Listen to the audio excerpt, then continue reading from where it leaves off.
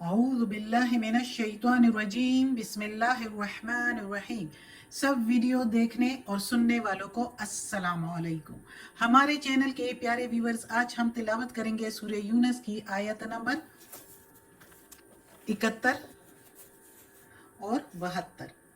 یعنی کہ آیت نمبر 71 اینڈ 72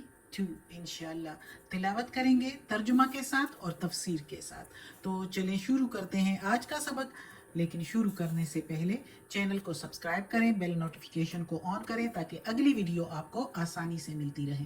اور ہو سکے تو شیئر بھی کریں تاکہ زیادہ سے زیادہ لوگ دیکھیں تو آپ کو بھی ثواب ملے اور مجھے بھی۔ تو چلیں اب شروع کرتے ہیں آج کا سبق۔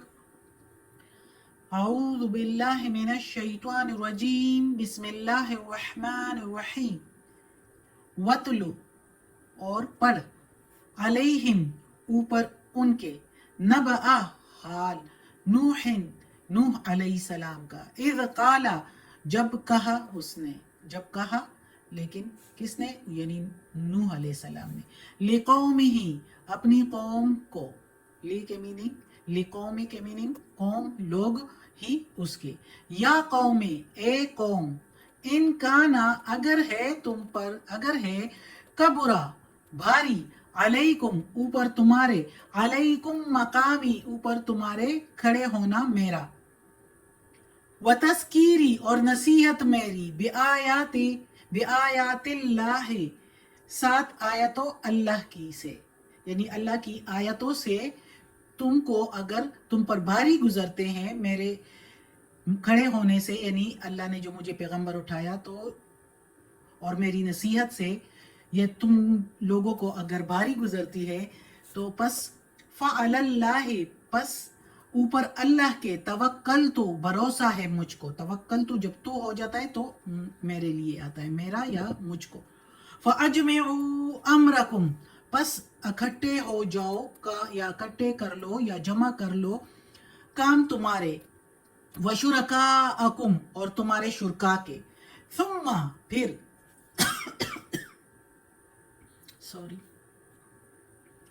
پھر لا یکن نہیں ہو امرکم تمہارے کام میں، علیکم اوپر تمہارے، غمتن کوئی شبہ تم کو، یعنی پھر نہ ہو تمہارے کام میں تم کو کوئی شبہ،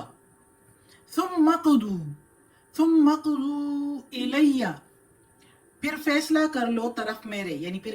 کر گزرو میرے ساتھ، ولا تنظرون اور نہ دو مجھ کو مہلت، اور مجھ کو کوئی مہلت نہ دو۔ اب اس آیت میں اللہ تعالیٰ کہتا ہے محمد صلی اللہ علیہ وآلہ وسلم سے کہ اے میرے پیغمبر سنا دو ان لوگوں کو جو ارد گرد جتنے بھی قبائل تھے، جتنے بھی لوگ موجود تھے آپ صلی اللہ علیہ وآلہ وسلم کے، تو اللہ نے یہ پیغام بھیجا کہ ان کو حال سنا دو نوح علیہ السلام کا، نوح علیہ السلام کے احوال سنا دے کہ اس کا کیا قصہ گزرا تھا اور اس کی قوم کے ساتھ کیسا عذاب آیا تھا ان پر، تو ان کو بھی ذرا بتا دو، ہو سکتا ہے اس سے ان پر کچھ اثر ہو جائے۔ تو اللہ تعالیٰ کہتا ہے کہ جب نوح علیہ السلام نے کہا اپنی قوم سے، جب اپنی قوم سے کہا کہ میری نصیحت اور میرا کھڑے ہونا، اللہ تعالیٰ کا مجھے پیغمبر بنانا تم لوگوں کے اوپر، مجھے یہ فوقیت جو اللہ نے دی اور میں تم لوگوں کو اللہ کے احکامات پہنچا رہا ہوں اور جو نصیحتیں تمہیں کرتا ہوں اللہ کی آیتوں کے مطابق، تو یہ اگر تم کو بری لگتی ہے، تم پر بھاری گزرتی ہے، تو مجھے اس کی کوئی پرواہ نہیں، تمہاری خوشی ناخوشی یا میرے سے مواقفت یا میرے سے مخالفت کی مجھے ذرا برابر بھی پرواہ نہیں۔ سارے پیغمبروں کی طرح میرا بھروسہ بھی صرف اور صرف اللہ، واحد اکیلے اللہ پر ہے، واحد اکیلے اللہ پر ہے۔ اگر تم میری نصیحت اور میری خیرخواہی کو برا مناتے ہو تو مانو، تو برا منایا کرو، میں اپنے فرائض اور اپنے منصب کے ادا کرنے میں کوئی بھی کمی نہیں کروں گا، جو اللہ مجھے احکامات بھیجتا ہے، جو مجھے وحی کی جاتی ہے، میں اس کو سیم اسی طرح جو ہے اس اللہ تعالیٰ کے پیغامات پہنچایا کروں گا، میں اس میں کوئی کمی نہیں کروں گا، تم چاہے برا مانو اور برا مان کے مجھ سے دشمنی کرو، بے شک کرو، اور نقصان پہنچانا چاہو تو یہ چیز میرے ارادوں پر کوئی فرق نہیں پڑے گا، یہ تمہاری ان کاموں سے، مجھے نقصان پہنچانے سے۔ نوح علیہ السلام کی قوم نوح علیہ السلام کو بہت ستاتی تھی، اس لیے نوح علیہ السلام نے آخر میں یہ کہا ہے کہ تم لوگ چاہے کچھ بھی کرو، میرے ارادے بدلنے والے نہیں۔ اللہ کے پیغمبر اپنی بات کے پکے ہوتے ہیں، اللہ نے چنا ہی ان کو اس لیے ہوتا ہے۔ تو وہ کہہ رہا ہے اپنی قوم سے کہ میرے ارادوں پر قطعاً فرق نہیں پڑے گا، چاہے تم مجھے جتنا بھی ستاؤ، جتنا بھی نقصان پہنچاؤ، جو کچھ تم لوگوں کے امکان میں ہے شوق سے کر گزرو۔ میرے خلاف کوئی مشورہ کر کے آپس میں تو پلاننگ کرو، پختہ پلاننگ بناؤ، اپنے دوستوں کو بھی ملا کے اور اپنے فرضی معبودوں کو جو تم لوگوں نے معبود بنائے ہوئے ہیں ان کو بھی جمع کر کے، اور خوب بغیر کسی شبے کے، جس میں تمہیں کوئی شک و شبہ نہ رہے، ایسی پلاننگ کرو کہ جس میں تم لوگوں کو کوئی شک و شبہ بھی نہ رہے کہ کچھ کمی رہ گئی ہے، تو میرے خلاف کرو، اور پھر دیکھو مجھے مہلت بھی نہ دو، 1 منٹ کی مہلت بھی نہ دو، پھر دیکھ لو گے کہ پیغمبرانہ صبر اور بھروسے کا پہاڑ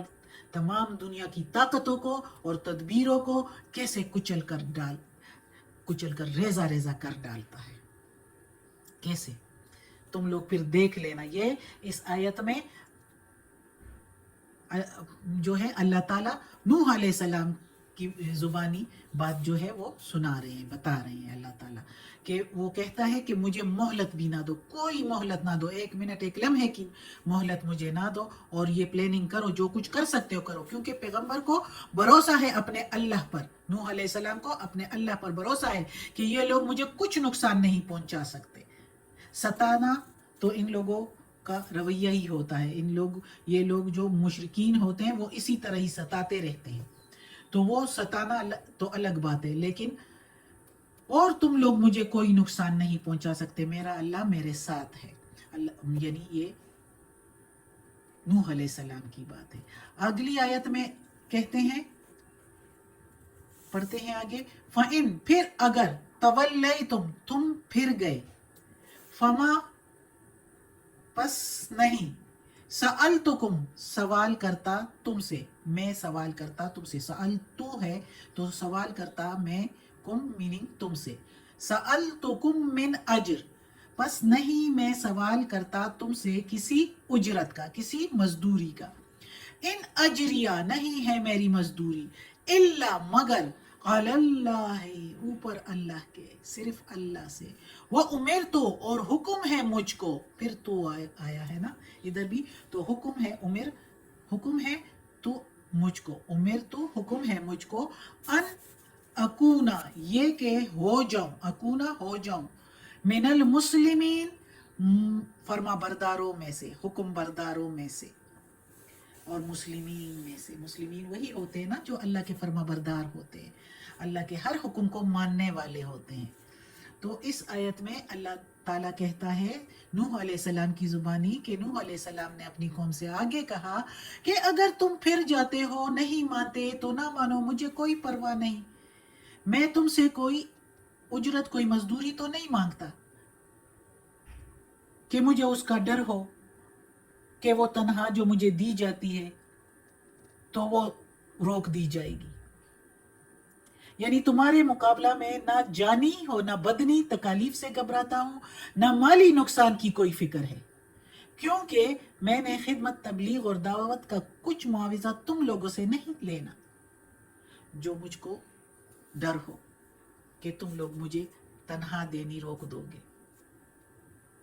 مجھے تو اپنے اللہ پر بھروسہ ہے، وہی مجھے دے گا، مجھے اس سے امید ہے،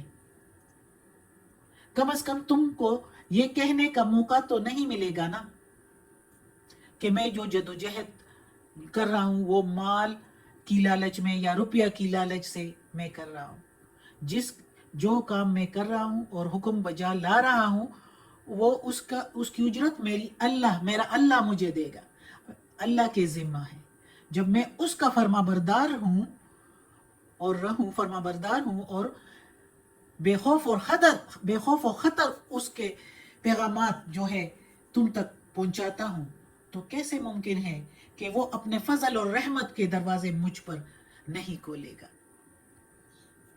یہ پیغمبروں کی جو ہے سوچ ہوتی ہے، ہر اس بندے کی جو اللہ کے نیک بندہ اور اللہ پر توکل رکھتا ہو، اللہ پر بھروسہ رکھتا ہو۔ تو یہی نوح علیہ السلام نے اپنے قوم سے کہا کہ میں اپنے رب کا حکم بردار ہوں، فرما بردار ہوں، وہی مجھے دے گا سب کچھ، مجھے تم لوگوں سے کچھ نہیں چاہیے۔ تو یہ اللہ تعالیٰ نے کہا ان دونوں آیتوں میں، اور آگے بھی ہم پڑھیں گے انشاءاللہ۔ نوح علیہ السلام کا قصہ ہے جو کہ اللہ تعالیٰ نے محمد صلی اللہ علیہ وآلہ وسلم سے فرمایا کہ